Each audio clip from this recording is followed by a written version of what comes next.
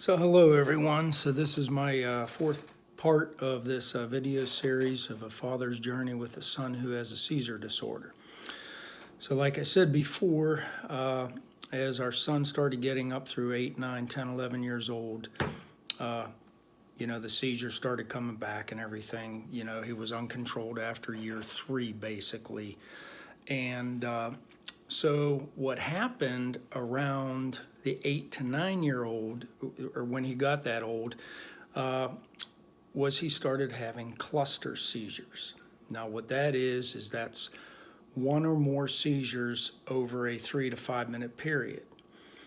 Unfortunately, his seizures, he kept having these, he was having one about every 3 to 4 minutes for hours and hours on end. Well, when this first started, we ended up calling 911, again, went to the hospital, and they dosed him up with Diastat, Ativan, Valium type medicine to stop them.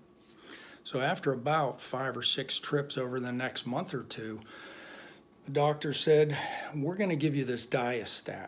And what it is, basically, I think it was 5 milligrams of Valium, but it was injected rectally, and they would pretty much within 5, 6 minutes, 10 minutes, they would stop the seizures. So what was happening though over the next 1 to 2 years was he would have his clusters, we would give him the Diastat, they would stop, and about a week and a half later, they would start again. So we were administering this 3 to 4 times a month, and this happened month after month after month. And I remember one time specifically walking up the steps to our second floor and our son having them, and I just got to the top of the steps and he started to collapse, and I caught him just before he would have fallen down the steps.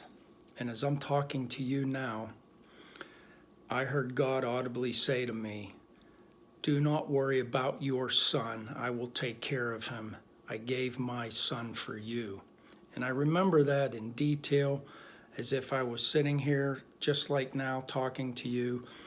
And it just struck me, and I got a peace about it, but it's still, every time, saw our son going through this, it was ripping a part of my heart out, as was with my wife. And as one of the statistics that I didn't include in the last one, it's a statistic that 50% of all marriages end in divorce when a child is diagnosed with a disability/disease. A lot of couples, they drive away, they separate. It happened to bring my wife and myself together, which I am so thankful and grateful to the Lord, because I truly believe He saved my marriage through that. Anyhow, so moving on. So we're at about 10 years old, so the doctors finally say, you know what, we think he may be a candidate for surgery. So we're getting prepared for this. So over the next few months, we're talking to our son. He's 10, 11 years old at this time, so even though he's still a child, we want him to feel comfortable. We don't want to just say, yes, we're going to do it, and he's scared. So leading up to this, we're talking to the doctors, like I said, and they gave us a good feeling. They said it's about a 75% chance we can get the area. So what happens in this is that we take him into the hospital. They open up his skull. Actually, they opened up his left side in a question mark all the way up and around. They peel this half back. They put these electrical leads on your brain, whether it's a grid or depth electrodes. They close you back up. They sew everything up. They wrap your head up.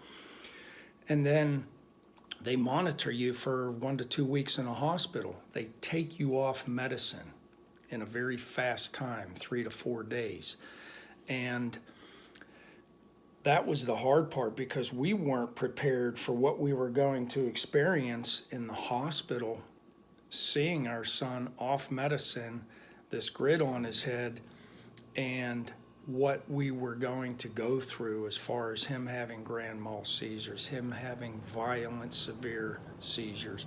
Nothing could have prepared me for that. Nothing could have prepared my wife for that. Like I said, my wife worked for 35 years in the hospital industry as a respiratory therapist. She saw a lot of this. A lot of those things didn't bother her when she was working, but when it's your child, it tears you apart. And we both stayed in the hospital, and it was just very, very heartbreaking. And to see your son wrapped up, his head swollen to about 1.5 times its size, him not eating, him not talking, just sitting in bed, sitting up, because they want you to stay up so the blood and everything, the fluids drain down, so he had to sleep in more of an upright position. And all the doctors, the technicians, the epilepsy techs, they were incredible.